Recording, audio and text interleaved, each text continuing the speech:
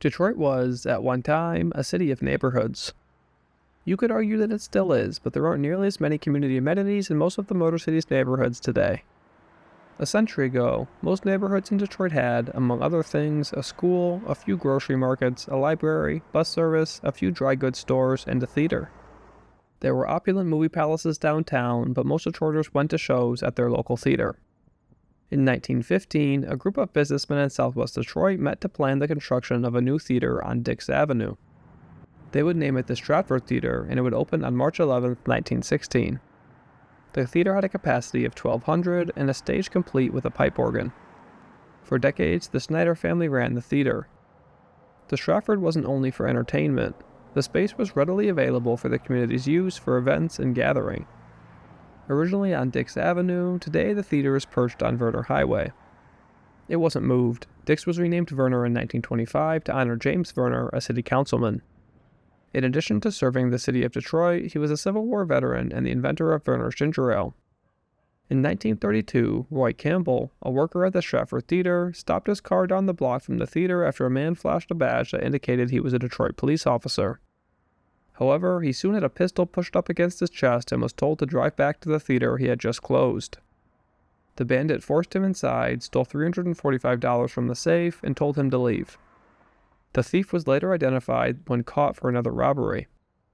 By the 1930s, an annual event that allowed kids to see a free matinee was in full swing.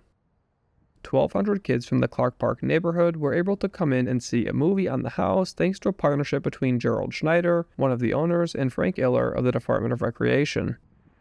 Many of Detroit's neighborhood theaters started as smaller, family-run operations and were eventually purchased by larger companies, converted to other uses, or closed altogether as large multi-screen theaters opened in the suburbs. On Tuesday, April 27, 1948, Frank A. Schneider died. The founder and president of the theater, Schneider was a boyhood friend and neighbor to Henry Ford. He had owned and operated the Stratford Theatre for over 30 years. In the early to mid-1960s, there were a few advertisements for adult entertainment flicks here. I don't think these were anything too raunchy, however, this was how many theaters could stay afloat in this era of Detroit. The Stratford was still showing kids' movies at the time, but it soon transitioned to flicks that left some viewers lost in translation. By 1966, the Stratford Theatre had stopped showing films in English and had transitioned to exclusively Spanish-speaking films. The last mention of a movie in English I found was in 1964. The Detroit Free Press called it one of the last movie houses devoted to showing flicks in a different language, which was interesting as it had only started a few years prior. It also described Mexican films as not often very great, which is typical for the journalism I found when describing non-white cultures over the years in the paper. In 1967, the Stratford was showing Hotel Alojamiento, an adult comedy, which with the advertisement stated that you don't have to know Spanish to enjoy it. On July 21, 1971, the theater was home to a professional wrestling match direct from Mexico that saw many advertisements in the paper. In the 1980s, there were a few mentions of documentaries and other events at the theater. The last mention of it that I found online came in 1985. In 1991, the Metropolitan Outreach Center was incorporated at the state level at the theater's address. It was a religious-based nonprofit run by Reverend Arthur Ledley, the pastor at Detroit World Outreach in Redford and the president of Western Storage and Warehouse. There isn't a ton on Reverend Ledley online, however, a quote from the Detroit Free Press in 1987 made me giggle. According to the piece, the pastor was drawn to Blockbuster Video by the large selection, multiple copies, and spacious floor plan that makes browsing more enjoyable. The nonprofit held events here, but I'm unsure if Mass was ever held here. In 1997, they held a haunted house at the theater. The nonprofit had gone belly up by the mid-2000s, and a used furniture and odds and ends store had moved into the space in the early 2000s.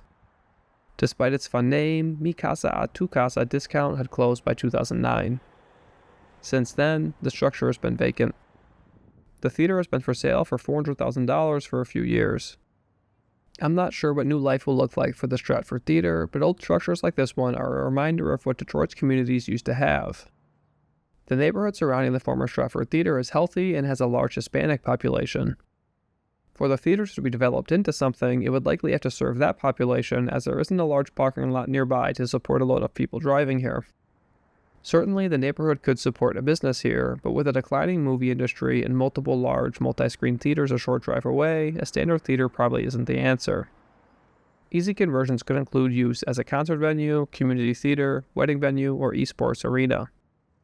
More complicated adaptive reuse projects could turn the space into a museum or cultural center, restaurant, food hall, brewery, offices, retail, or co-working. Regardless of what it becomes, reactivating the Stratford Theatre into something the community can utilize should be a top priority. What would you turn this old theatre into, and how would you embed that project within the community? If I had the money, I'd turn it into a food hall that specializes in football games, or soccer, depending on where you're watching from. If you enjoyed this, please throw a like on the video, drop a comment down below about what you want to see happen with this building or what you would personally do with it, and subscribe to the channel for a new video every Friday. If you want to support the channel, you can look in the description below to buy one of the t-shirts that I've designed or get a print from my print store. Until next time, this building matters.